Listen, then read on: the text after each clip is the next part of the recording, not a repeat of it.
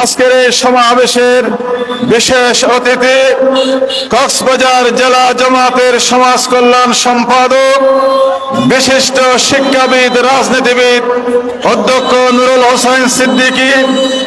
উপস্থিত আছেন নীলা ইউনিয়ন জামাতের সংগ্রামী আমির মাওলানা গিয়াসউদ্দিন নিজামী।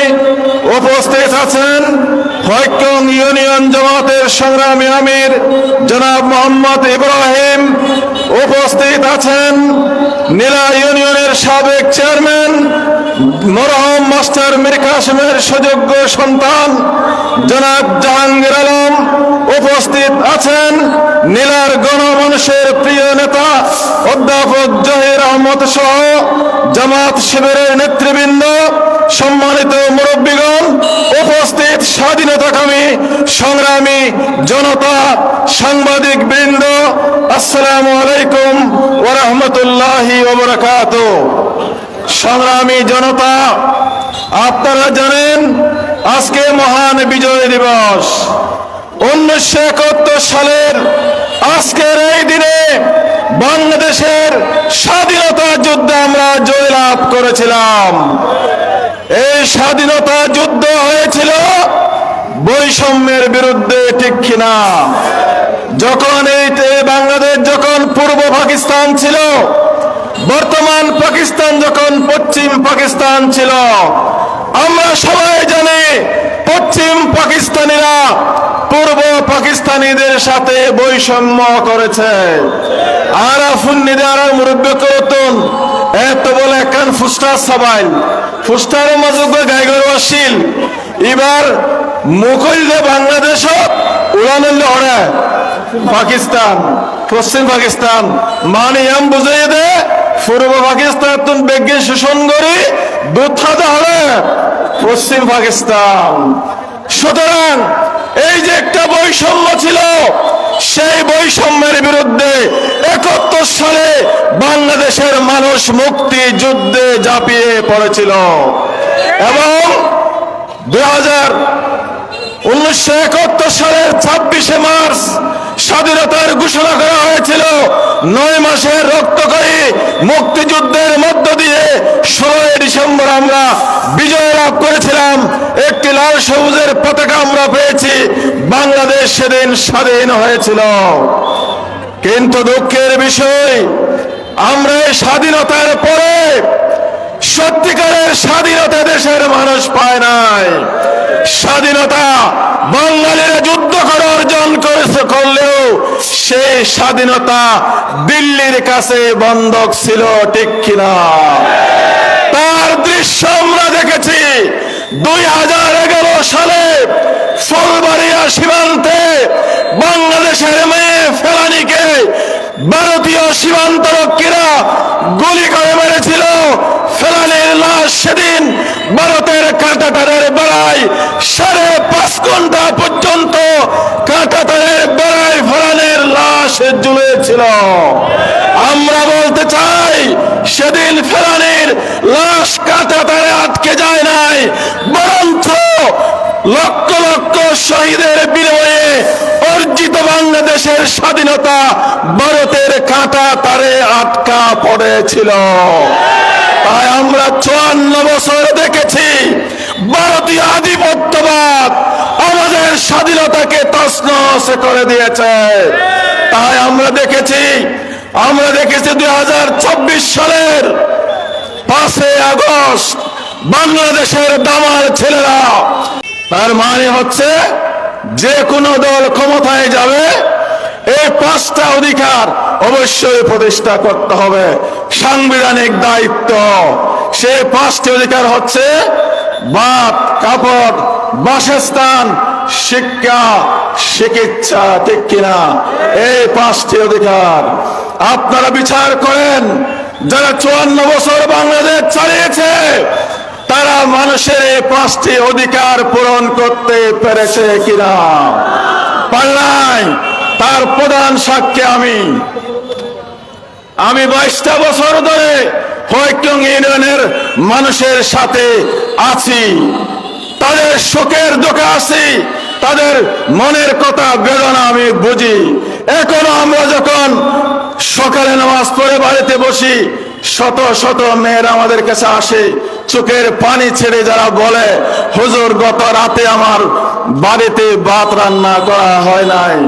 তারা বলে আমার ছেলে মেয়েদেরকে মুড়ি খাওয়াইয়ে আমি ঘুমিয়েছি, আমার বাড়িতে চাউল নাই। ঠিক কিনা? এ ধরনের মানুষ আছে কি নাই? সারা দেশে আছে। তাহলে বোঝা গেল 54 বছর যারা দেশ চালিয়েছে তারা আমার দেশের মানুষের বাতের অধিকার প্রতিষ্ঠা করতে পারে নাই। যদিও বা তারা কেউ কেউ হাজার কোটি টাকা বিদেশে পাচার করেছে। একটা দুইটা নয়, সংবাদ প্রচার হয়েছে একটা মন্ত্রী 160টি বাড়ি তৈরি করেছে বিদেশে। কিন্তু আমার দেশের মানুষের মাথার উপর থেকে তেরপালের ছানি এখনো যায় নাই। ঠিক কিনা? তারা বাতের অধিকার দিতে পারে নাই, তারা মাথা গুজার ঠাঁই দিতে পারে নাই, শিক্ষার অধিকার দিতে পারে নাই। একজন 7 বছরের ছেলে যখন টমটম চালায়, তাকে জিজ্ঞেস করে দেখলাম, ছেলে তুমি তো স্কুলে যাওয়ার কথা, তুমি টমটম চালাও কেন? সে বলে, হুজুর আমি যদি টমটম না চালাই আমার বাড়িতে সবাই উপবাস থাকবে, আমি টমটম চালাইলে আমার বাড়িতে ভাত রান্না হয়, না হলে হয় না। ঠিক কিনা? তাহলে 7 বছরের ছেলে তো স্কুলে যাওয়ার কথা ছিল, এই অধিকার দেওয়ার কথা ছিল যারা ক্ষমতায় ছিল তাদের। ঠিক কিনা? তারা তো ব্যর্থ হয়েছে। আজকে আমার দেশের একজন গরিব মানুষের যখন চিকিৎসার ব্যবস্থা করতে হয়, যখন অসুখ হয়, হাসপাতালে নেওয়া হয়, তার জন্য সেখানে কোনো সিট বরাদ্দ হয় না। ঠিক কিনা? সদর হাসপাতালে গিয়ে দেখেন, আমরা সেখানে দেখি হাসপাতালের ফ্লোরের মধ্যে আমার দেশের গরিব রোগীরা শুয়ে আছে। যাদের টাকা আছে তারা প্রাইভেট হাসপাতালে এসি রুমে চিকিৎসা করে। আমার রিক্সাওয়ালা, ঠেলাগাড়িওয়ালা, আমার কুলি মজুর, আমার দেশের গরিব মানুষগুলোর চিকিৎসার কোনো ব্যবস্থা নাই। ঠিক কিনা? তাদের অসুখ হলে কি হয়, প্যারাসিটামল পর্যন্ত আছে, প্যারাসিটামল তার সে যোগ্য বেশি লাগিলে ওটা ভাত তো কিনে আনো, পরীক্ষা করা বললে ভাত তো আনো। ফলে এই গরিব মানুষের হাতে হাত ফাতে, আর বউ অপারেশন করার পর দাঁড়ে কিছু টিয়া দেওয়া না। ঠিক কিনা? আমি প্রশ্ন করি, যারা বারবার এমপি হয়ে, মন্ত্রী হয়ে 54 বছর দেশ চালিয়েছেন, আপনারা তো আমার দেশের একজন গরিব রোগীর চিকিৎসার ব্যবস্থা আপনারা করতে পারেন নাই। সুতরাং আজকে সময় এসেছে সে পুরানো বন্দোবস্ত বাতিল করে সকল মানুষের সমান অধিকার নিশ্চিত হয়, এইরকম একটি সরকার আমরা প্রতিষ্ঠা করতে চাই। সংগ্রামী ভাইরা, আজকে অনেকে উন্নয়নের গল্প শোনায়। কি শোনায়? উন্নয়নের গল্প। আমি রাস্তা করেছি, আমি এই করেছি, সে করেছে, শোনায় কিনা? আমরা বলতে চাই, সেগুলো আপনি যখন ছিলেন না তখনও উন্নয়ন হয়েছে নাকি নয়? হয়েছে কিনা? এগুলো সাধারণ ব্যাপার। ফাটি নথাকিলিও রাস্তাঘাট হবে নাকি নইব? হইব। ইয়া স্বাভাবিক ব্যাপার। আমরা এগুলোকে আসল উন্নয়ন বলি না। আসল উন্নয়ন হচ্ছে আমি যদি আমার টাকাগুলো পকেটে নিয়ে নিরাপদে বাড়ি যেতে পারি, সেটি হচ্ছে উন্নয়ন। আমি যদি আমার পাহাড়ের পাশের জমিতে নিরাপদে শ্বাস করতে পারি, গুম হয়ে না যায়, কম হয়ে না যায়, সেটি উন্নয়ন। আমি মনে করি বন্দর প্রতিষ্ঠা করা শুধু উন্নয়ন নয়, সে বন্দর যদি ডকুমেন্ট দেখান, কোন নির্দেশে সরকার বন্ধ করেছে সেই ডকুমেন্ট আমাকে দেখান, আর না হয় নাফ নদী খুলে দেন, আমার জেলেরা মরে যাচ্ছে। আমি 2 দিন আগে জেলাতে সে কথা আমি বলেছি। প্রিয় ভাইরা, আজকে বন্দর হয়েছে অনেক দিন ধরে। পূর্বাঞ্চলের উন্নয়নের দরজা হচ্ছে বন্দর। এই বন্দর যদি দুর্নীতি মুক্ত ভাবে, সিন্ডিকেট মুক্ত ভাবে এই বন্দর পরিচালনা করা গেলে এলাকার হাজার হাজার ব্যবসায়ীর রিজিকের ব্যবস্থা হবে। ঠিক কিনা? শাহপুর দ্বীপের করিডোর বন্ধ আছে, আমরা বলি খুলে দেওয়ার জন্য। সেন্ট মার্টিনে টেকনাফ থেকে কোনো লোক যেতে পারে না, কক্সবাজার যেতে হয়, তাহলে আমাদের আমাদের টেকনাফের ব্যবসায়ীরা করবে কি? আমি সেখানে দাবি জানিয়েছি, কক্সবাজার থেকে নয়, এই টেকনাফ থেকে, নীলা থেকে, এখান থেকে পর্যটন জাহাজ ছেড়ে এদেশের মানুষের ব্যবসার ব্যবস্থা করে দিতে হবে। এই কথা আমি বলেছি। আমরা বলেছি আজকে লবণ আমদানির জন্য সরকার চুক্তি করেছে, বিদেশ থেকে লবণ আনবে। বিদেশ থেকে লবণ আনলে তো এদেশের লবণের দাম কমে যাবে। আমার শ্রমিকরা গায়ের গাম জড়িয়ে যারা লবণ উৎপাদন করে তারা সঠিক মূল্য পাবে না। আমরা দাবি জানাচ্ছি বিদেশ থেকে লবণ আমদানির চুক্তি বাতিল করতে হবে, দেশের লবণ উৎপাদনকে কাজে লাগাতে হবে। এই কথা আমরা বলেছি। আপনারা জানেন এই নীলাতে একটা করিডোর ছিল, এখানে মিয়ানমার থেকে ধান আসতো, চাল আসতো, এখানকার শত শত ব্যবসায়ী এখানে কোটি কোটি টাকার ব্যবসা করেছে, সেটা অনেক আগে বন্ধ হয়েছে। ইনশাআল্লাহ আমরা যদি আপনাদের ম্যান্ডেট নিয়ে আগামী দিনে যদি এই রাষ্ট্র পরিচালনার দায়িত্ব পাই, নীলার করিডোর আবার করবে ইনশাআল্লাহ। এখানকার মানুষ আবার ব্যবসা করার সুযোগ পাবে। রক্তং খালের করিডোর করার জন্য আমি প্রথম চেয়ারম্যান হওয়ার পরে টেকনাফ, কক্সবাজার, চট্টগ্রামের সকল অফিস ডিল করে জাতীয় রাজস্ব বোর্ডের কাছে ফাইল নিয়ে গিয়েছিলাম। উঞ্চিপাড়াং খাল থেকে বাঁশ আমদানি হয়েছিল, আপনারা অনেকেই জানেন, কিন্তু একটি শ্রেণীর ষড়যন্ত্রের কারণে সেটা বন্ধ হয়েছে। ইনশাআল্লাহ আমরা যদি রাষ্ট্র ক্ষমতা লাভ করতে পারি, উঞ্চিপাড়াংয়ের সেই করিডোর আবার চালু হবে ইনশাআল্লাহ। আজকে আমরা দেখি এই যে নীলা থেকে বাহাসরার ডালা, কয়েকজন থেকে বাহাসরার ডালা এখনো সঠিকভাবে মানুষ সরবরাহের ব্যবস্থা হয় নাই। ইনশাআল্লাহ আমরা যদি সুযোগ পাই, নীলা থেকে বাহাসরার রাস্তা তৈরি হবে ইনশাআল্লাহ।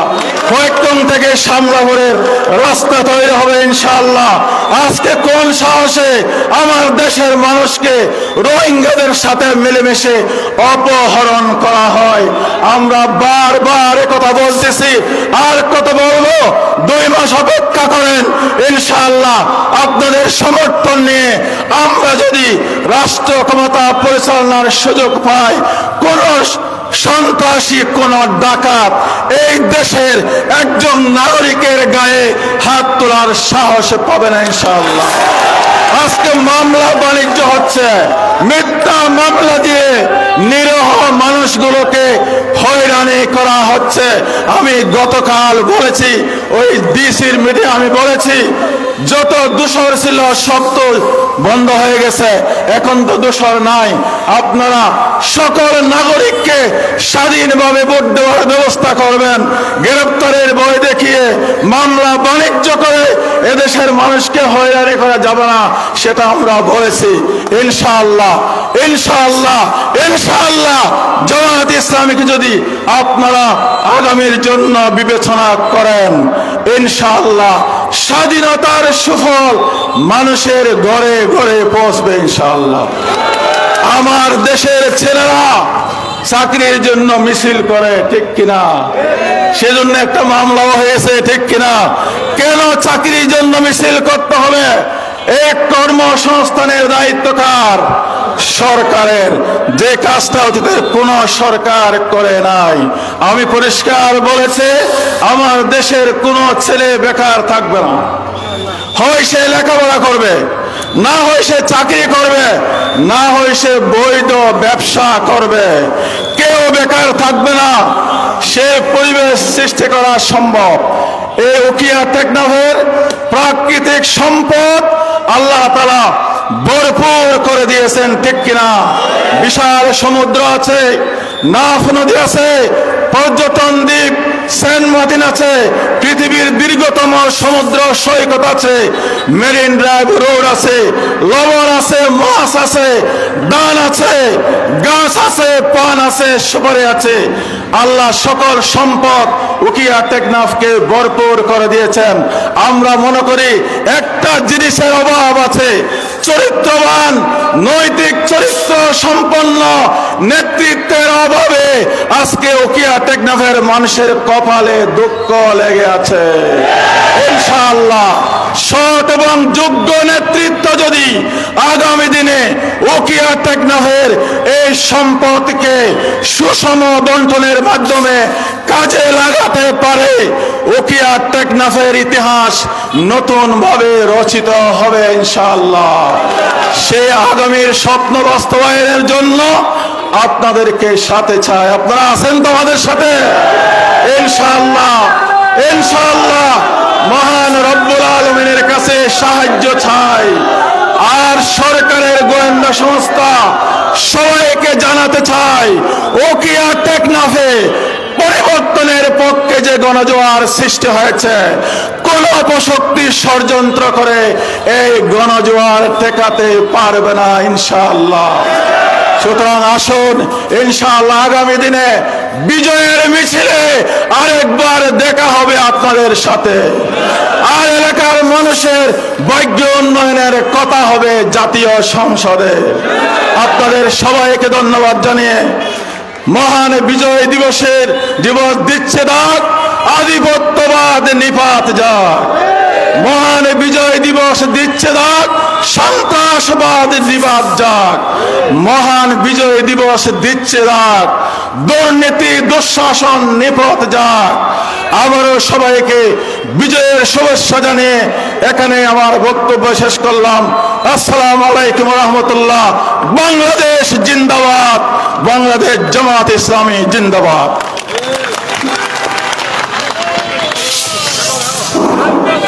সুপ্রিয় সমাবেশ, আজকের বিজয় দিবসের আলোচনা সভায় বাংলাদেশ জামাত ইসলামীর ডাকে আপনারা যারা সাড়া দান করেছেন, আপনাদেরকে অসংখ্য ধন্যবাদ জানিয়ে স্বাধীনতার 54 বছরে আমাদের যে অপ্রাপ্তিগুলো রয়েছে, জামাত ইসলামীর নেতৃত্বে আমরা আমাদের বাকি অধিকারগুলো আমরা আদায়ের জন্য সংগ্রাম করব ইনশাআল্লাহ। আগামীর সংগ্রামে আপনারা জামাত ইসলামের নেতৃত্বে সহযোগিতা করবেন, আপনাদের প্রতি সেই উদাত্ত আহ্বান জানিয়ে সকলকে অসংখ্য ধন্যবাদ জানিয়ে আজকের এই আলোচনা সভা এবং বিজয় দিবসের কর্মসূচি এখানে সমাপ্তি ঘোষণা করছি।